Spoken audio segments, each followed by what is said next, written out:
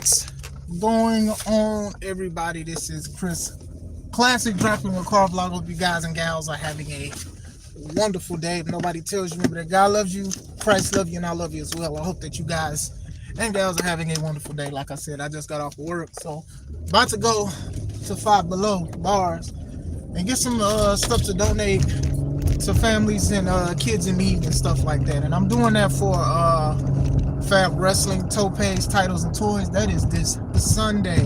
Robbins Community Center. Doors open at 5:30. Tickets $5, $10 for adults, but it's free for a toy donation and it's free for the kids. So I will be there. We do love to give back, not just because we want to be blessed by God, but one, that's just something that we're supposed to be doing for humanity. You know what I'm saying? Make sure you subscribe to the Take It Home podcast, where I talk about professional wrestling topics, and I put up my matches as Classic Alpha, a professional wrestler of 13 years. Make sure you also subscribe to C3 Ultimate Wrestling. That is me and my wife's professional wrestling company. We have all our matches from 2025 available for you guys to watch and enjoy.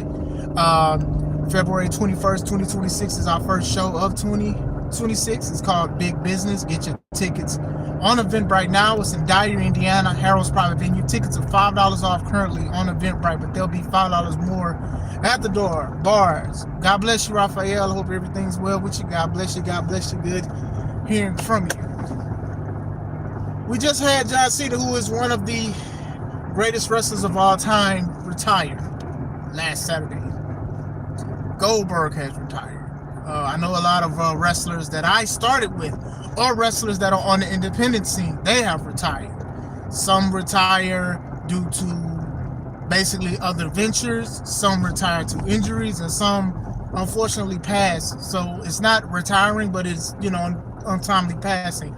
But we will categorize those together. So, retirements happen. I was trying to retire from C3 Ultimate Wrestling a couple of years back because I did love the product and I love the wrestlers that was involved in it. So I was like, I was going to wrestle at other companies and I was just going to worry about being behind the scenes for C3 Ultimate Wrestling.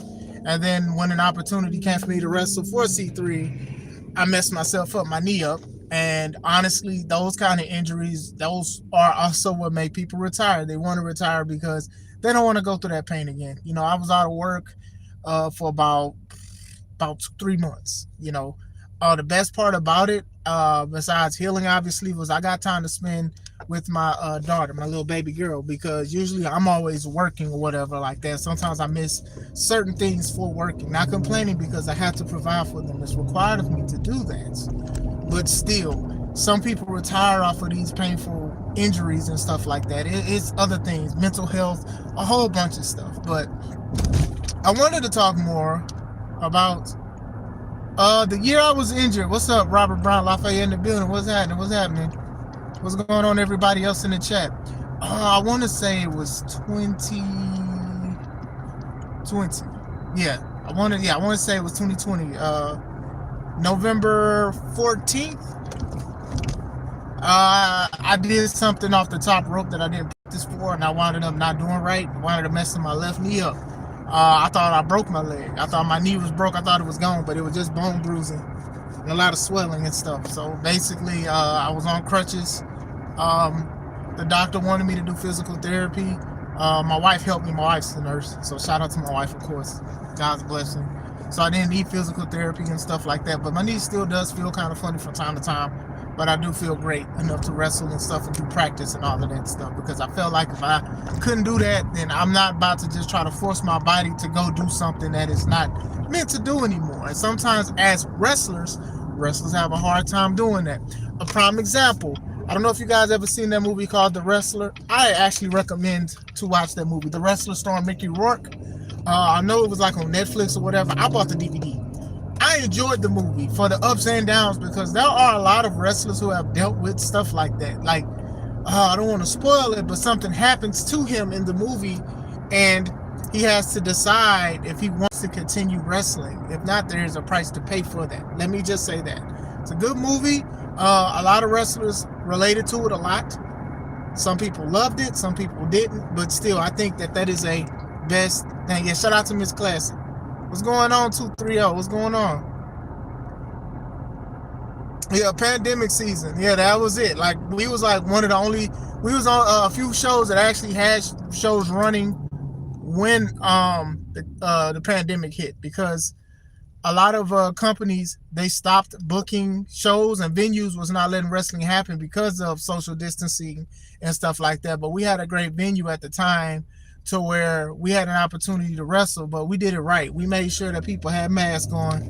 We also had thermometers to make sure that their body temp was good. We also did that to our wrestlers. We also made sure like they filled out a questionnaire, like did they had feel any sick and woozy.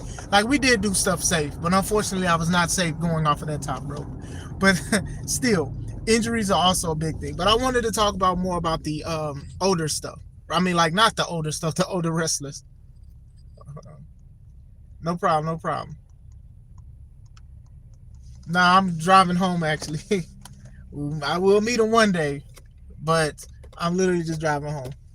But, you know, there's a lot of wrestlers who make it past a certain age where they are past their prime and they still wrestle. And it's like, I know a lot of fans and, you know, people be like, man, why is this person still wrestling? Why is this person still wrestling? Like, oh, this person's old. Why is this person still wrestling? Like, to me, Ric Flair has been old since I started watching wrestling. But I remember him in WCW fighting for the championship against Hogan and Macho Man and fighting for positions in the company. I remember that and stuff like that. I remember Ric Flair and stuff. I remember my mom talking about when she was younger. I'm using him as an example. Ric Flair was on TV when she was younger and stuff during the NWA and the territory days. So we looked at him and it was like, well, he just had his final match a couple years ago and the name of the show was called Rick's Last Match. Mind you, I did not, for what I saw, I didn't really care for the match. I'm glad that he did it because he went out on his own terms. The thing is, we was aware that he had a heart attack. We was aware that like he was going to be out of breath. We was aware a lot of stuff was going to happen. Now I'm going to say this because he's been old for as long as I've been watching wrestling. And I don't say that as a disrespect because he is one of my favorite wrestlers. But I also say that like something bad could have definitely happened to him because of that, right? Especially because he did tease that he had a heart attack in the match. Mind you, he had a heart attack not too long ago before the situation happened, right? So a lot of people will look at that match and be like, well, why did Rick wrestle when that could have happened? Man, why? Man, he's old and stuff. You know, we saw the videos, you know, he was deadlifting 300, 400 pounds still at his age. And he was training with Jay Lethal and stuff. He was doing a whole bunch of stuff. So I want to answer that. Why do a lot of the older wrestlers feel like they have something to prove when they could retire? Ric Flair has a historic and a Hall of Fame record, career and everything. Why did he? Because the mind is different from the body. When you have a wrestling mind, and I consider myself one, when you have a wrestling mind, you want to do a lot of stuff. You want to make sure you can accomplish a lot of things. You want to do things, certain things. The thing is, the body, right? The body changes. And you know, minds change fast, but the body can change quicker than the mind. So in your mind, you're like, okay, well, I can still do this. I still have something to prove. And then your body like, hold up, wait a minute. Let me put some Bengay in it because it just, some Metamucil, some Powerade. Like sometimes it's kind of icy hot. Like these kind of things do happen. Now me, I'm 36, right? And honestly, when I was going to practice, in my mind, I was like, man, can I still do this I used to can do 13 years ago? When I was 13, I was younger, I was slimmer, I was more eager to go to practice. Can I do this stuff? And then I would go to practice and I'm like, oh man, I'm still doing it, man. I never missed a step and stuff like that. I just got to work on my cardio. Those kind of things happen even at an older age, right? Ric Flair, even though he was in WCW and then when he went to WWE and stuff like that for that first retirement, he still was putting on some pretty decent matches. The man was still going. The man was still getting thrown off the top rope. The man was getting suplexed. The man was doing hardcore matches and stuff like that. And a lot of people was like, man, he needs to retire. And then they did the storyline of he will never retire, but then they was like, hey, the next time you lose, you're out of here. Had a wonderful and emotional match with Shawn Michaels. I'm sorry, I love you. Sweet Chin Music, retired for about, a year or so. Then he showed up to TNA. He wrestled a couple times at TNA. He had matches against Jay Lethal, and he tagged with AJ. They did the Fortune, the Immortal stuff. They did all of this stuff. Stuff that a lot of people don't like to bring up, but it happened. It happened. Then he stopped. Then he was in WWE. Then he wasn't in WWE anymore. Then he was still practicing. He still wanted to wrestle. He showed up to the AEW a couple times and stuff. And people were still hitting him and stuff. He's still showing up bloodied and stuff. And his last match, Rick's last match, it was him and Andrade, who was his son-in-law at the time, versus Jay Lethal and Jeff Jarrett, all guys that Ric Flair trusts for the most part. And like I said, it's good that he went out on his own terms. I just think that the terms should have happened way earlier. Even having a heart attack and the body problems, he could have retired then. And this is the thing. That's why I say I commend him for going out on his own terms. Because some wrestlers did not get to go out on their own terms. When we think of heart attacks, we do think about Hunter. Now, I do know that Hunter is on a lot of people's list of top heel of all time with everything that's been going on with the Cena storyline and with the bookings and stuff like that. But unfortunate, he didn't get a chance to retire how he wanted to retire. Let's be honest, he probably still would be wrestling from time to time, you know, going against younger people and probably beating them because, you know what I'm saying, his mind ain't always the best when it comes to certain decisions. But still, I do think that, like, he still would have been wrestling for time, sort of like how The Rock does, right? So those are definitely things to also think about, is that, like, some of these wrestlers, they have to retire because they don't want to hurt themselves and stuff like that, and they could risk themselves being hurt, you know, him with a pacemaker and stuff like that. You know, Rick is one of those stories where, you know, nothing really crazy happened to him outside of him just being very, very tired. But some people have to retire. You know, when Roman's cancer scare came back, a lot of people thought that he might have been retired because it came back and then it went in remission, and then now he's doing what he's doing. He's doing a lot of the stuff. You know, John Cena announcing that he's going to retire this year. Goldberg announcing that he's retiring this year. Some people do not retire on their own terms, so it's a blessing in itself. Do I like how John Cena's storyline went? No. But I'm still going to give him the respect of what he's done for the past 20-something years. You know, I don't think that his mind was for wrestling anymore. I just think that he did want to give back, for the most part, to the fans and obviously make money and stuff because he's corporate Cena now. But I think his mind is, me personally, I think his mind been checked out as far as being wrestling, because there's a lot of other money to be made in other spots. There's other money to be made other places and stuff. Movies, endorsements, McDonald's, car commercials. I've seen it everywhere. So like I said, it ain't to see him act like his matches was like a clinic. Like, you can look at his matches and be like, man, he's really about to retire. And I really do feel like he's not going to ever come back to wrestling. I really think he left it all out on the ring. Regardless of how we feel about his wrestling skills dwindling, his mind was still there for it to tell certain stories. Certain ones. Now, I can't sit here and pinpoint and say, oh, this was Paul's point or this was Cena's point. But at the same time, a lot of people don't have that. Rick is 76. And he's been wrestling since he's been wrestling forever, man. This man has wrestled for decades. Decades. It's crazy. But still, sometimes your mind in wrestling, when you have a wrestling mind, you want to do things. You want to go against some of the best people. I'll give an example. Kurt Angle and Sting, right? Kurt has retired years ago. Sting just retired, was it last year? Or this, I think it was last year. But when you ask them, hey, who do you want to wrestle? Or if you had a chance to wrestle somebody before you retired, who would it be? And Kenny Omega and stuff like that. They're saying that because molded sort of the way wrestling and indie-rific stuff has been happening. A lot of people have just went into it and they love it. So that's why these guys who we consider Hall of Famers, they want to go against the guys that even some of the people their era would despise.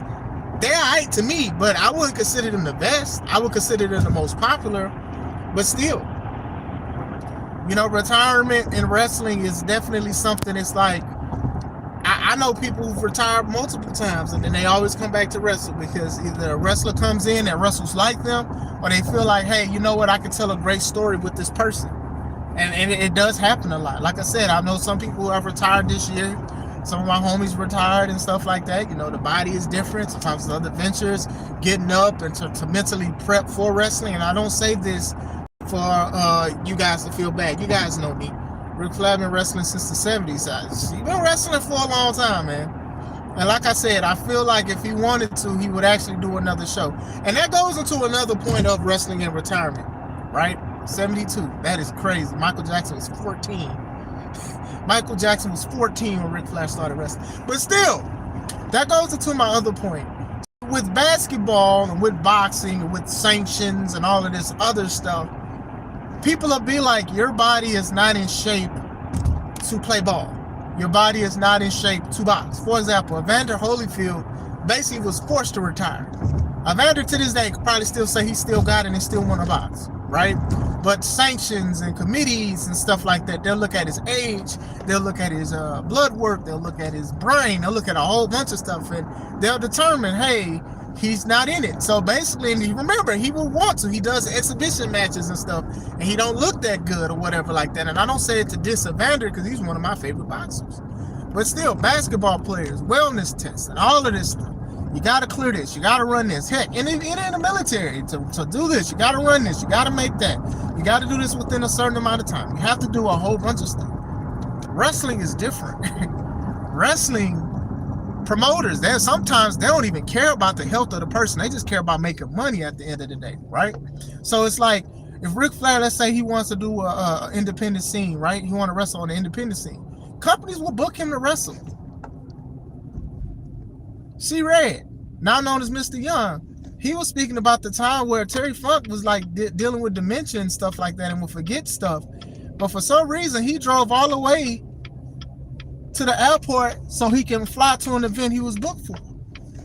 His caretaker didn't even know what was going on. Do you get what I'm saying? Like some people don't care.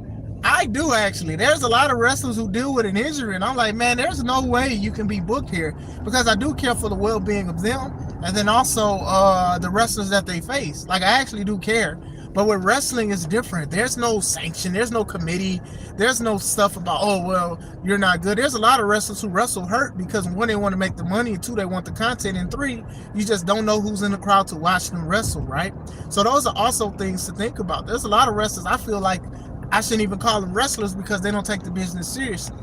But the thing is, if you are viral, and if you get a lot of content, you get booked. The Walmart guys, I talk about them a lot. They went viral, and they wound up getting booked a lot of places, just for doing the stuff that we practice and we do. And I do hear that one of them is a wrestler now, and shout out to him.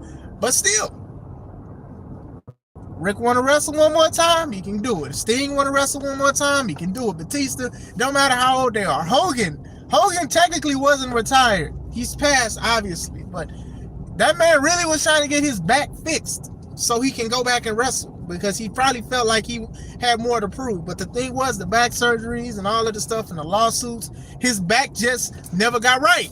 But he still would want to wrestle. Like, if that man back was 100%, that man would definitely come out of nowhere, be like, yeah, I want to wrestle. Let me tell you something, brother. Because his last match he had, I believe, was against Sting in TNA televised. But then he did like a tour, and he was wrestling on a tour. But still, like, a lot of wrestlers, they still feel like they still have it. Like, when they get those chants, you still got it chants, that amps them up for returns and stuff. I spoke to who had retired, but then when him, Roddy Piper, and Jimmy Snuka, they teamed up to go against Jericho, and Jericho basically beat him, Ricky was looking like he was wrestling in the 80s again. And then he wrestled him again at No Way Out, and that was a good match. Like, Ricky was showing that he could still go. Some wrestlers can't do that, unfortunately. Their body is saying, no, please stop. You know, you got to put yourself on drugs. You got to amp yourself up. You got to have energy drinks and stuff like that. You got to worry about that kind of stuff. It's hard to tell a wrestler to, like, wrap it up, because their mind is like, no, I can still go. I can still wrestle. I can still wrestle. And like I said, I'm only 13 years in the game, and I know people that have wrestled and retired in a year or 2 or 3 years because of the body, because of how draining it can be. And sometimes your mental health, to focus on trying to be a wrestler, to think about stuff. You know, when you go out there and wrestle, you jeopardize your career. If you have one, you jeopardize it, you know, hurting yourself, and you probably can't get short term, or your job will probably let you go because you missed a lot of days or something. You just never know. It's just a lot. Thank you, man. I appreciate it. That's just God's light shining on me, man. I appreciate you. What's going on, Amina? Yep, the body's definitely different from the mind, and the mind will definitely tell you something that then your body's not ready for. When I work out, if I'm lifting, My mind is saying I'm not ready for this. My body's going to follow suit. And I got to tell myself I got to get out of that situation because I got to stop playing like that. I can do a lot of stuff. And like I said, I think practice is one of those ones where my body is showing me that I can still do it despite the fact that my mind said, dang, can I do this? Can I do that? So when you put your mind in your body and you align them very well when it comes to wrestling, you can do a lot of stuff. But sometimes we do get older and stuff. Like to me, I don't wrestle like I used to when I first started. I'm a bigger guy. I'm stronger. I feel like I have more wisdom and stuff like that, and I can incorporate a lot of that stuff. But I do feel like if I wanted to go back and do some of the stuff I wanted to do, I can. Right?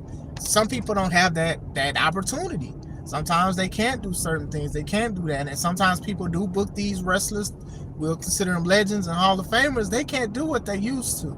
And we've seen stuff. We've seen when Bret went against The Miz and beat him for the United States title. Bret was not in wrestling shape. He wasn't in wrestling shape when his family jumped Vince McMahon and he beat him up and have his little moment back for what Vince has done to him. But it was just the fact that people wanted to see Bret Hart in the ring. They promoted Bret is returning to wrestling. He's returning into the ring. You get what I'm saying? It's crazy. So, we've seen it. It was just like we wanted to see Bret Hart and stuff like that. We like Bret Hart and we love what he did and stuff like that. Leaders of the new school, but at the same time, his body just wasn't ready. We just saw Shawn Michaels and Triple H versus the Brothers of Destruction in one of the worst matches because they was getting hurt, they was sweating, they was out of shape and all of that. Undertaker's also a good example. Undertaker's my favorite wrestler, one of the greatest of all times. But look at the last few matches he's had. His last match wasn't even a match, but they called it the Boneyard match. It was a cinematic match. Did I like it? Yeah. But at the same time, it was just like, it wasn't a wrestling match. It was just like a little fight. That's it. It was just like a little fight. That was it. His final match was not even a wrestling match. It was a cinema. It was cinema. Because of the matches he had with Roman, with Goldberg, with certain people, because these matches weren't that good, they was bad. And even Undertaker, and shout out to him, he was at least honest about it. Like, I'm not proud of these matches. I'm ashamed that this even happened. And he even says now, like, sometimes he just thinks about wrestling and coming back and stuff like that, especially when he sees people he like or feel like people needs to work on something. Yeah, the tag team match, that tag match wasn't good. Now, I know he teamed with Roman. Him and Roman versus Drew and, I want to say Braun, but I could be wrong. It was an okay match, but still, like, him and Roman wasn't even that good. It was not good at WrestleMania. It wasn't good at all. Like, a lot of people knew that Roman was going to win because he was in Super Roman mode. But even then, that match wasn't good. Like, the pacing was off. They tried to pick each other up. I think Roman tried to pick him up. He couldn't pick him up. It was just so bad. And it was like the Undertaker, quote unquote, retired for like 2 seconds. I'm just saying, man, like, Undertaker should have been retired. When Brock beat him for the streak, that would have been okay. Taker wasn't in the best. I think his last great WrestleMania actual match was CM Punk. That was the year before, I believe. I think that was like his last great one. He's had great ones before, but his last great one. I thought him and Punk had some good magic, but after that, the other stuff is okay. I mean, him and Shane in the Hell in a Cell at WrestleMania, it was just so random. It was just, why is this so random? Why? Like, who asked for this? Nobody asked for this.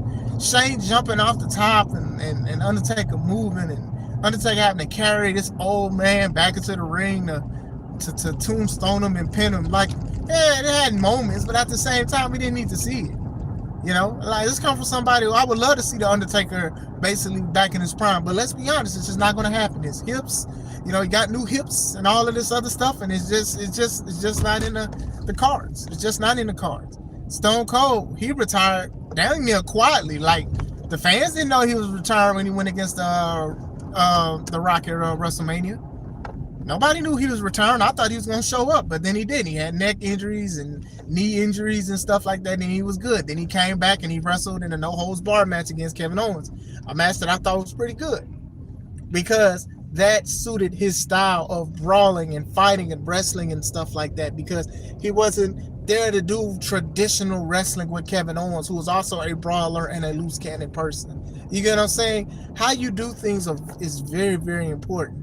very, very important how you do certain things, especially when you have legends and old school wrestlers and stuff. You know, The Rock, I don't know how, I know The Rock is slimmed down muscle wise, but his match against Seth and Cody when he was teaming with Roman, the match was actually pretty good. I wasn't hating, not hating. It was a pretty good match.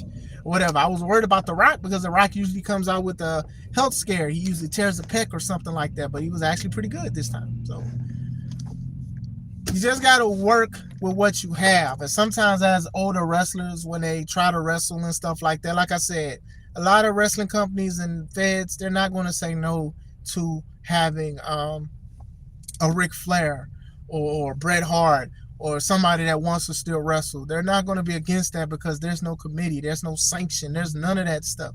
So if people want to wrestle, they're still going to do it and stuff. Like I've been to wrestling cons and stuff like that where they have these wrestlers who are older and stuff like that, and you know they just don't have it anymore, but in their mind they still have it, but their body they don't, and it's unfortunate. And to me, I feel like whenever I retire, and I've told you guys I'm not going to tell anybody really when I will, but that means that my body just can't keep up with the mind, or maybe my mind can't even keep up with the body.